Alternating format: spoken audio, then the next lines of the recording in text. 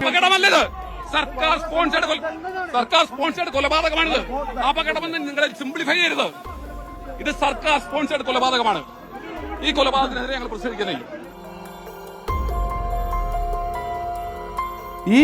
ഈ ഇൻസിഡന്റ് ഉൾപ്പെടെ പോയ കാലത്ത് എങ്ങനെയായിരുന്നു കേരളത്തിലെ കോൺഗ്രസുകാർക്ക് മരണത്തിന്റെ വ്യാപാരികൾ എന്ന പേര് വീണത്?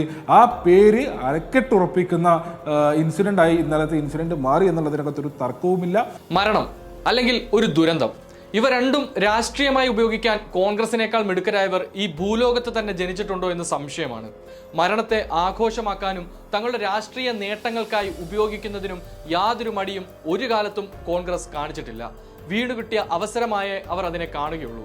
അതിന്റെ ഏറ്റവും അവസാനത്തെ ഉദാഹരണമാണ് മലപ്പുറം വഴിക്കടവിൽ 15-കാരൻ അനന്തു ഷോക്കേറ്റ് മരിച്ച ദാരുണ സംഭവം. കഴിഞ്ഞ കുറച്ചു കാലമായി കോൺഗ്രസ് കാത്തിരുന്ന അവസരം എന്ന് തോന്നിപ്പിക്കും വിധം തന്നെയായിരുന്നു ഈ വിഷയത്തിൽ കോൺഗ്രസിന്റെ പ്രഹസനങ്ങൾ. സർക്കാർ സ്പോൺസേഡ് കൊലപാതകമാണിത്. അപകടമെന്ന് നിങ്ങൾ സിംപ്ലിഫൈ ചെയ്യരുത്. ഇത് സർക്കാർ സ്പോൺസേഡ് കൊലപാതകമാണ്. ഈ കൊലപാതകത്തിനെതിരെ ഞങ്ങൾ പ്രതിഷേധിക്കുന്നു. അനന്തുവിന്റെ മരണം സംഭവിച്ച് മണിക്കൂറുകൾക്കുള്ളിൽ അപകടത്തിന്റെ കാരണം എന്തെന്ന് പോലും തിരക്കാതെ സർക്കാരിന്റെ ചുമലിലേക്ക് അടിച്ചേൽപ്പിക്കാനായിരുന്നു കോൺഗ്രസിന്റെ ആദ്യ ശ്രമം. അതും ആശുപത്രിയിലേക്കുള്ള റോഡ് ഉപരോധിച്ചുകൊണ്ട്. അത്തരമൊരു നീക്കത്തിന്റെ ഉദ്ദേശം എന്തായിരുന്നുവെന്ന് അരിയാഹാരം കഴിക്കുന്ന കേരളത്തിലെ ഏതൊരാൾക്കും മനസ്സിലാക്കാവുന്നതേ ഉള്ളൂ. ശേഷം പ്രതിഷേധവും ഉപരോധവും ഒക്കെ കഴിഞ്ഞ ക്ഷീണത്തിൽ നേതാക്കന്മാർ എല്ലാവരും കൂടി ഒരു ചായ കുടിക്കാൻ പോയി. ചായക്കൊപ്പം ഒരു ഫോട്ടോയും. വീണ് കിട്ടിയ അവസരം മുതലാക്കിയതിനും ഒരു കലാപത്തിന് ആഹ്വാനം ചെയ്തതിന്റെ ആശ്വാസവും ഒക്കെ ജ്യോതികുമാർ ചാമക്കാല ഉൾപ്പെടെയുള്ള എല്ലാ കോൺഗ്രസ് നേതാക്കന്മാരുടെയും മുഖത്ത് കാണാൻ കഴിയും ആ ഫോട്ടോയിൽ. എന്നാൽ നേരം പുലരും വരെ ജ്യോതികുമാറിന്റെ ഫേസ്ബുക്ക് പോസ്റ്റിന് ആയുസ് ഉണ്ടായിരുന്നുള്ളൂ. എന്തുകൊണ്ടായിരിക്കും കോൺഗ്രസ് നേതാവ് ആ പോസ്റ്റ് പിൻവലിച്ചത്? ആ ചോദ്യത്തിന്റെ ഉത്തരത്തിലുണ്ട് കോൺഗ്രസ് എന്തായിരുന്നു വഴിക്കടവിൽ ഉദ്ദേശിച്ചതെന്ന്. മരണം ആഘോഷമാക്കുകയും അത് രാഷ്ട്രീയ ആയുധമാക്കുകയും ചെയ്യുന്ന നെറികെട്ട പരിപാടി കോൺഗ്രസ് ഇന്നോ ഇന്നലെയോ തുടങ്ങിയതല്ല. 1991 ഇന്ത്യയെ നടുക്കിയ രാജീവ് ഗാന്ധിയുടെ മരണവും കേരളത്തിലെ കോൺഗ്രസുകാർ രാഷ്ട്രീയ നേട്ടത്തിന് ഉപയോഗിച്ചിരുന്നു. 1991 മെയ് 21 രാജീവ് ഗാന്ധി കൊല്ലപ്പെടുന്നത്. ലോക്സഭയിലേക്കും നിയമസഭയിലേക്കും ഒരുമിച്ച് തെരഞ്ഞെടുപ്പ് നടക്കുന്നു എന്ന പ്രത്യേകതയും ആ തെരഞ്ഞെടുപ്പിനുണ്ടായിരുന്നു.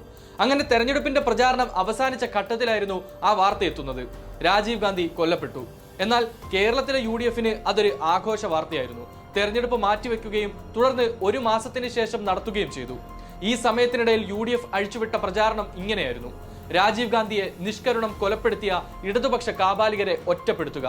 ഇതിന് സമാനമായ കുതന്ത്രം തന്നെയാണ് ഇപ്പോൾ നിലമ്പൂർ ഉപതെരഞ്ഞെടുപ്പിലും UDF പയറ്റാൻ ശ്രമിച്ചത്. കോൺഗ്രസ് പ്രവർത്തകനായ വിനീഷ് വെച്ച പന്നിക്കണിയിൽ നിന്ന് ഷോക്കേറ്റ് അനന്തു എന്ന കൗമാരക്കാരൻ മരണപ്പെട്ട് മണിക്കൂറുകളാകും മുമ്പേ കോൺഗ്രസ് അലമുറയിട്ടത് സർക്കാർ സ്പോൺസേഡ് കൊലപാതകമെന്നായിരുന്നു. സർക്കാർ സ്പോൺസേഡ് കൊലപാതകമാണിത്.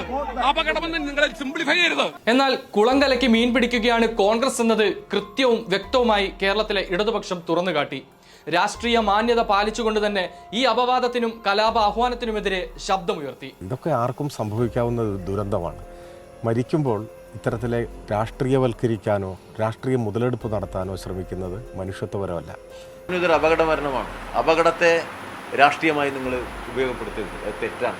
ഒരു ദാരുണമായ മരണത്തെ, ഒരു അപകടത്തെ എങ്ങനെ അതിൽ നിന്ന് രാഷ്ട്രീയ മുതലെടുപ്പ് നടത്താം എന്നതിനെക്കുറിച്ചുള്ള ഏറ്റവും ഒടുവിലത്തെ ഉദാഹരണമായിരുന്നു.